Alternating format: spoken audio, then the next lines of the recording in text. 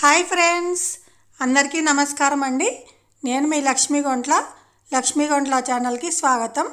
ఈరోజు నేను మీకు క్రిస్పీగా టేస్టీగా టొమాటో దోశలు ఎలా ప్రిపేర్ చేయాలో చూపిస్తాను. ఇవి చాలా రుచిగా ఉంటాయి. వీటికి ముందుగా ఒక మిక్సీ జార్ తీసుకోవాలి. తర్వాత అందులో 1 కప్పు టమాటో ముక్కల్ని వేసుకోవాలి. తర్వాత 1/2 టీ స్పూన్ సాల్ట్ వేసుకోవాలి. 1/2 టీ స్పూన్ కారం వేసుకోవాలి. కొన్ని అల్లం ముక్కలు వేసుకోవాలి. ఇవి మిక్సీ వేసుకొని ఈ పేస్ట్ని ఒక బౌల్లోకి వేసుకోవాలి. తర్వాత ఇందులో 1 కప్పు బొంబాయి రవ్వ సుజీ వేసుకోవాలి. 1 కప్పు బియ్యం పిండి రైస్ ఫ్లోర్ వేసుకోవాలి. తర్వాత సన్నగా కట్ చేసిన 2 పచ్చిమిర్చిని వేసుకోవాలి. 1 టీ స్పూన్ జీలకర్ర వేసుకోవాలి. ఒక ఉల్లిపాయను సన్నగా కట్ చేసుకొని వేసుకోవాలి. కొద్దిగా కొత్తిమీరను కూడా సన్నగా కట్ చేసి వేసుకోవాలి. 1 టీ స్పూన్ శనగపిండి యాడ్ చేసుకోవాలి. తర్వాత 3 కప్పుల వాటర్ పోసుకోవాలి. 1 కప్పు బియ్యం పిండి 1 కప్పు రవ్వ తీసుకున్నాం కదా, 3 కప్పుల వాటర్ యాడ్ చేసుకోవాలి.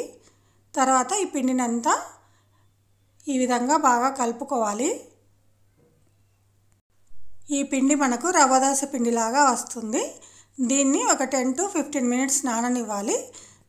నానిన తర్వాత మళ్ళీ ఒకసారి ఈ పిండిని బాగా కలిపి పక్కన పెట్టుకోవాలి. తర్వాత మనము స్టవ్ మీద ప్యాన్ పెట్టుకోవాలి. దోశ ప్యాన్ పెట్టుకొని కొద్దిగా ఆయిల్ వేసి ప్యాన్ మొత్తం అప్లై చేసుకోవాలి. ఈ విధంగా అప్లై చేసుకున్న తర్వాత మనం ప్రిపేర్ చేసుకున్న పిండిని పెనం మీద దోశలాగా వేసుకోవాలి. మనం రవ్వ దోశ పోసుకుంటాం కదా, అలాగే ఇది కూడా పోసుకోవాలి. తర్వాత ఫ్లేమ్ని మీడియంలో పెట్టేసి కొద్దిగా ఆయిల్ వేసుకొని దోశ కాలనివ్వాలి. ఇప్పుడు ఈ దోశ బాగా రోస్ట్గా కాలింది కదండి, దీన్ని మనము ప్లేట్లోకి సర్వ్ చేసుకుందాము. ఇది చాలా క్రిస్పీగా వస్తుంది, చాలా టేస్ట్గా కూడా ఉంటుందండి. 2 దోశలు తినేవాళ్ళు 4 దోశలు తినాల్సిందే, అంత టేస్ట్గా ఉంటాయి. ఇందులోకి మనము పల్లీ చట్నీ, పప్పుల చట్నీ, గ్రీన్ చట్నీ ఏదైనా సర్వ్ చేసుకోవచ్చు. అదేవిధంగా మిగిలిన దోశ పిండిని కూడా దోశలుగా వేసుకొని ప్లేట్లోకి సర్వ్ చేసుకోవాలి.